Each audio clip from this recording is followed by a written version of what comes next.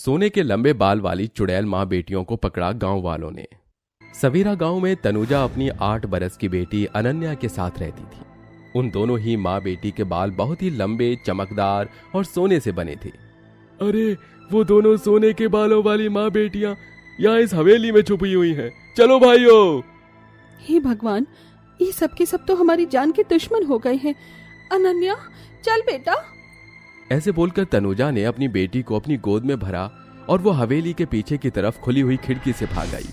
अरे सारे गांव वालों को उन सोने के बालों वाली माँ बेटी के बारे में खबर कर दो और गांव के मर्दों से कहो कि उस पापी को ढूंढने में मदद करे जिसने उस काली शक्ति को जगाकर हम सभी का जीना हराम करवा दिया है। जी मुखिया जी। एक तरफ गांव वाले उन दोनों को बुरी तरह ढूंढ रहे थे तो वहीं दूसरी तरफ तनुजा अनन्या को गोद में भरे बस भागे जा रही थी। तभी वो भागी रही थी कि अरे मेरा रास्ता छोड़ो। भाई जरा इसके बाल देख, ये तो सोने के लग रहे हैं। दिखा तो, कहीं ये दोनों वही तो नहीं। मुझे जाने दो। जाने देंगे, लेकिन वो दोनों लालची आदमी तनुजा के बालों को काटने की सोचने लगे, लेकिन वो जैसे ही उसके पास आए उसके बालों ने उन दोनों को जकड़ लिया और दूर फेंक दिया। अब आया मजा। ऐसे बोलकर तनुजा ने वापस से भागना शुरू कर दिया, लेकिन वो ऐसे भाग क्यों रही थी और गांव वाले उसकी जान के दुश्मन क्यों हो गए थे? तनुजा गांव के मुखिया के घर में नौकरानी थी। इस समय उसके सर पर बस नॉर्मल काले बाल थे और वो बस एक गरीब सी औरत थी। एक दिन तनुजा मुखिया के घर में सफाई कर रही थी कि तभी उसने मुखिया को कुछ बोलते हुए सुना। सुनो मेरे बच्चों, आगे को ये गांव तुम्हारे कंधों पर आ जाएगा, इसलिए इस गांव की सबसे बड़ी शांति का राज मैं तुम्हें आज बताना चाहता हूँ। राज? बेटे के ऐसे पूछने पर दिनेश ने उन्हें एक किताब दिखाई। ये देखो, जानते हो ये कोई आम किताब नहीं है। ये किताब हजारों साल पुरानी है और इसके अंदर इंदुमती को जगाने का मंत्र है। इंदुमती? इंदुमती हजारों साल पहले हमारे ही गांव में रहती थी। एक दिन इंदुमती के घर में चूल्हा नहीं जला। उसके घर में उसकी एक बीमार माँ थी जो खाना न मिल पाने की वजह से और भी ज्यादा बीमार हो चुकी थी। अब क्या करूं? किसी से मदद मांगती हूँ। मदद की आस लगाई इंदुमती गांव में टहलने लगी और घर घर जाकर एक रोटी की गुहार लगाने लगी। देखिए, कृपा करके आप मुझे बस एक रोटी दे दीजिए। अरे चुप कर, यहाँ अपने खाने की टोटी है और तू सीधा एक रोटी मांग रही है। चल निकल। गांव में गरीबी फैली हुई थी। कोई एक निवाले से भी किसी की मदद करने को तैयार नहीं था। बेचारी इंदुमती ने भी बहुत कोशिश की, लेकिन किसी ने उसे आधी रोटी तक नहीं दी। माँ देख, मैं तेरे लिए। माँ,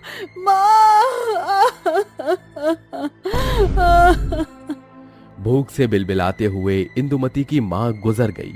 लेकिन माँ के चले जाने के बाद इंदुमती को अपने गांव की निर्दयता पर बहुत ज्यादा गुस्सा आया और वो गुस्से में अंधेरी रात में एक तांत्रिक के पास गई। यदि तुम ऐसा ही चाहती हो तो तुम्हें अमावस्या की काली रात को, जो कि आज है, अपना सब कुछ त्यागना होगा। यदि तुम ऐसा कर पाई तो ही तुम्हारी मंशा पूरी होगी।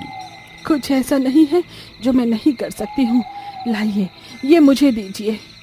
तांत्रिक से एक जादुई किताब लेकर इंदुमती जंगल आ गई और ये सभी बहुत बहुत बुरे हैं। मेरी माँ तड़प तड़प कर चली गई, लेकिन मैं इन गाँव वालों को ऐसे माफ नहीं करूंगी। अब जैसे मेरी माँ तड़पी है, वैसे ही अब हर एक अन्न के दाने के लिए ये सब भी तड़पेंगे। अंधेरी रात में इंदुमती एक बरगद के पेड़ के नीचे खड़ी ये बातें बोल रही थी। अब मैं इन गांव वालों को सभी को बहुत ज्यादा सताऊंगी। ऐसे बोलकर इंदुमती ने उस किताब को निकाला और एक जादुई मंत्र का जाप करने लगी। जैसे जैसे वो मंत्र पढ़ती जा रही थी उसका शरीर काला पड़ता जा रहा था और फिर ऐसे ही करते करते वो गायब हो गई। लेकिन कहानी तो यहाँ से ही शुरू हुई थी।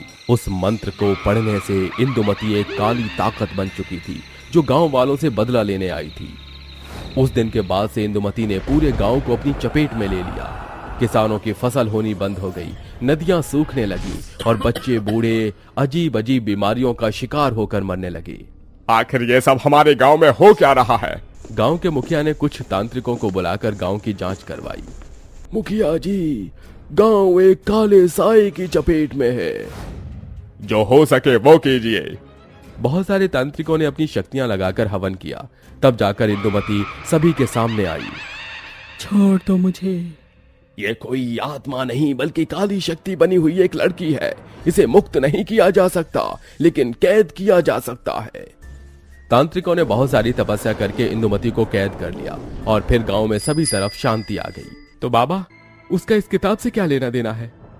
उसे जगाने का मंत्र इस किताब में है। ये हमारे पुरखों से चली आ रही है।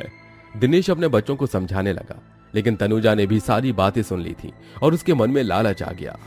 अगर ये मुझे मिल जाए तो मैं उस काली शक्ति को अपना गुलाम बना लूंगी और फिर। ऐसे सोचकर तनुजा ने उस किताब को चुरा लिया और उसके मंत्रों को पढ़ना शुरू किया। किसने मुझे यहाँ बुलाया? मैंने तुम्हें बुलाया है और अब तुम मेरी गुलाम हो क्या? सोचना भी मत, तूने मुझे जगाया, इसीलिए मैं तुझे कुछ दे सकती हूँ। इंदुमती ने ऐसे बोलकर एक चुटकी बजाई और तनुजा के सारे बाल सोने के बन गए। वहीं अनन्या भी थी, जिसके भी सारे बाल सोने के हो गए। अरे वाह! मुझे आजाद करने के लिए ये तेरा इनाम। अब मैं अपना बदला पूरा करूंगी। बदला? नहीं, ऐसा कुछ भी मत करना, वरना मैं तुम्हें दोबारा। अगर तूने मुझे फिर से कैद किया तो तेरे बाल दोबारा पहले जैसे ही हो जाएंगे। बोल, तू क्या चुनेगी, सुनहरे बाल या उस गांव की शांति? इंदुमती ने तनुजा को लालच दे दिया और तनुजा ने लालच में आकर इंदुमती को भी आजाद कर दिया। उस दिन के बाद से ही गांव पर फिर से काला साया मंडराने लगा। लोगों की फसल सूख गई और सभी अजीब अजीब बीमारियों का शिकार होकर मरने लगे। लगभग एक हफ्ते तक यही सिलसिला चला। गांव के मुखिया को किताब के खो जाने और तनुजा के बाल अचानक सोने के हो जाने से उसके ऊपर शक हो गया और फिर वो गांव के लोगों के साथ उसे ढूंढने निकल गया। यह इसने बिल्कुल अच्छा नहीं किया। सभी उसे ढूंढ रहे थे और तनुजा एक जंगल में पहुंच चुकी थी। सब कुछ मेरी गलती है। ना मैंने लालच में आकर उस काली शक्ति को जगाया होता, ना गांव की आज ये हालत होती। सभी मेरी बच्ची के और मेरे खून के प्यासे हो गए हैं, लेकिन अब मैं सब कुछ सही कर दूंगी। ऐसे बोलकर तनुजा ने अपने बगल में लटके हुए बस्ते से वही किताब निकाली और इंदुमती को वापस भेजने वाले मंत्र का जाप करने लगी। तू ऐसा क्यों कर रही है? ऐसा करने से तुझसे भी सब कुछ छिन जाने दो। तनुजा ऐसे बोलकर जोर जोर से मंत्र का जाप करने लगी। उसके ऐसा करने से उसके बाल और भी ज्यादा चमकने लगे, जिनकी चमक का पीछा करते हुए गांव का मुखिया और गांव वाले जंगल पहुंच गए। ये रही वो, रुक जाओ। दिनेश ने सभी को रोक दिया। तनुजा ने मंत्र पढ़ पढ़कर इंदुमती को वापस से उस किताब में ही कैद कर दिया। ऐसा करते ही उसके और उसकी बेटी के बाल वापस से नॉर्मल हो गए और एक बड़ी प्यारी सी हवा चलने लगी। गांव का मुखिया सभी को वापस लेकर लौट आया और उस किताब को भी जला दिया गया। उस दिन के बाद से गांव में फिर कभी अशांति नहीं आई और सभी खुशी खुशी रहने लगे। याहू, चाहे कोई मुझे जंगली कहे, याहू कहने को जी कहता रहे, हम प्यार के तूफानों में गिरे हैं, हम क्या करें। याहू, चाहे कोई मुझे जंगली कहे। ओए राजू, तू पागल हो गया है क्या? यहाँ हम दशहरे की तैयारी कर रहे हैं और तू यहाँ फिल्मी गाना गा रहा है। ओए राजू, प्यार ना करियो, डरियो, दिल टूट जाता है। चाहत की बात ना करियो, करियो, दिल टूट जाता है।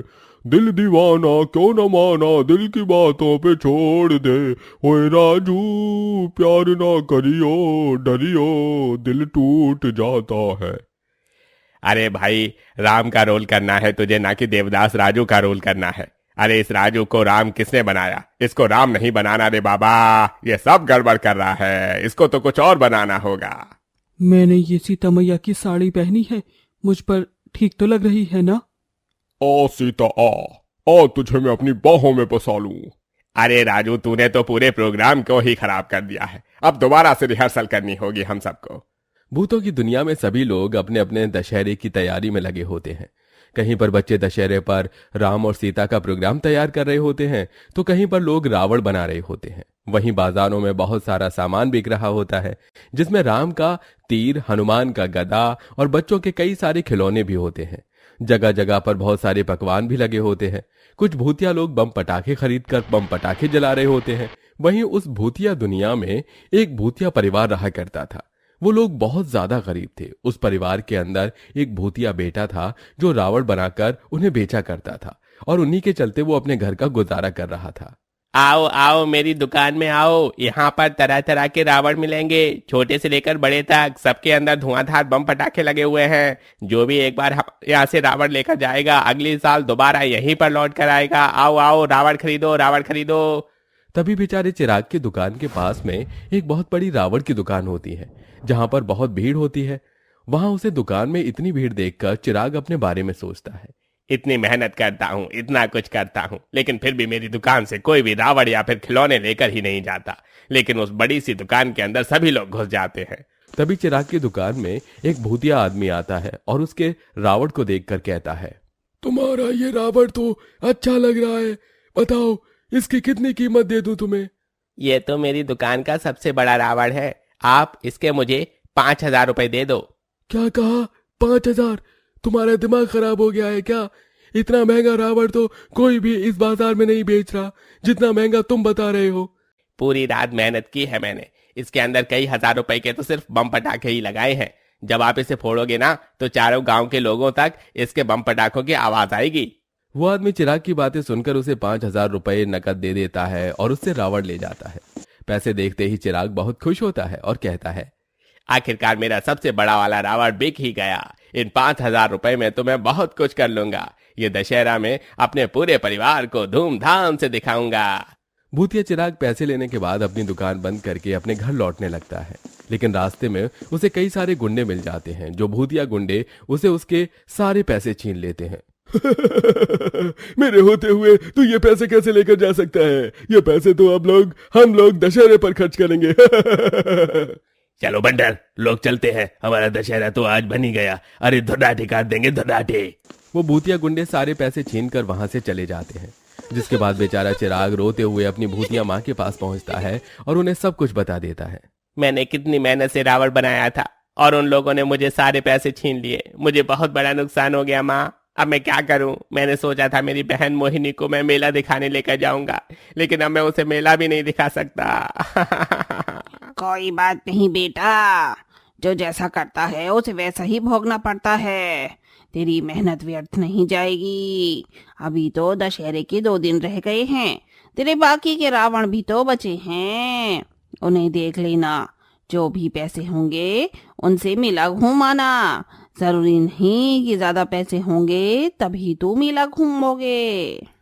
अपनी माँ की बातों को समझ तो जाता है चिराग, लेकिन वो बहुत ज्यादा उदास हो जाता है, जिसके चलते वो अपने भूतिया घर के बाहर भूतिया पेड़ के नीचे बैठ जाता है, जहां भूतिया पेड़ उससे कहता है, हो, तुम उदास क्यों बैठे हो? उदास होने से क्या मिलने वाला है? अरे खुश रहो, देखना तुम्हारे साथ जो हुआ है उससे अच्छा आगे होने वाला है। तभी चिराग रोने लगता है और रोते हुए कहता है, भूतिया दुनिया में अभी तक तो मेरे साथ सब कुछ गलत ही होता आया है, आगे कुछ अच्छे तो भी नहीं होने वाला। अब मुझे अपने बाकी छोटे मोटे रावण भी बेचने हैं कल, और मैं थक भी गया हूँ, मैं सोने जा रहा हूँ। भूतिया चिराग उस दिन मायूस होकर सो जाता है।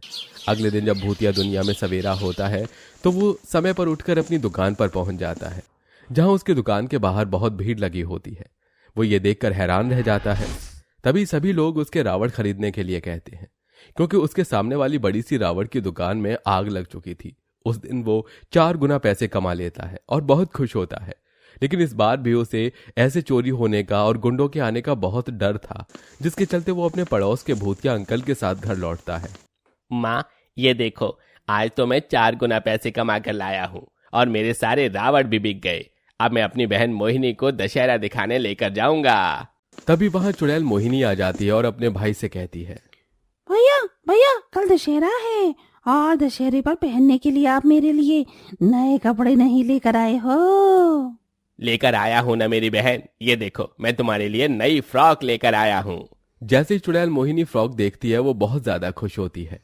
अरे वाह भैया, ये तो बहुत ही प्यारी और सुंदर फ्रॉक है। आप तो मेरे लिए बहुत अच्छी फ्रॉक लेकर आए हो। कल आप मुझे दशहरा दिखाने के लिए लेकर जाओगे ना?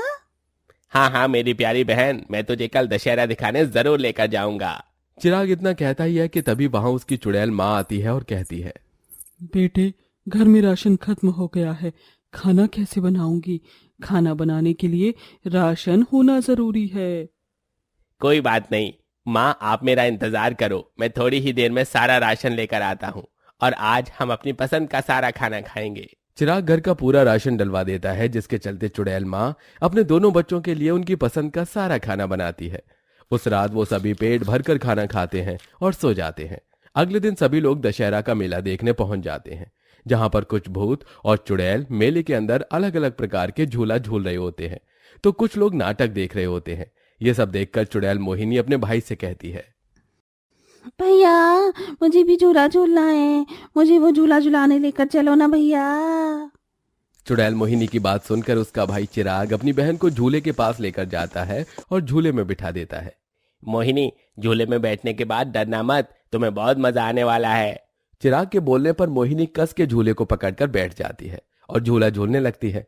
मोहिनी झूले को बहुत एंजॉय करती है, जिसे देखकर चिराग बहुत खुश होता है। झूला झूलने के बाद वो अपनी बहन को गर्मा गर्म जलेबी खिलाता है और अपनी माँ को उनकी पसंद की चटपटी चाट भी खिलाता है। आखिर में वो भूतिया गरीब परिवार रावण को जलते हुए देखने के लिए रुकते हैं। भैया माँ, वहाँ पर देखो, एक भूतिया बच्चा राम के अवतार में तिरकमान से रावण को जलाने वाला है। हाँ बच्चों, रावण को हर साल इस तरह जला दिया जाता है, जिससे बुराई का हर साल खात्मा हो जाए।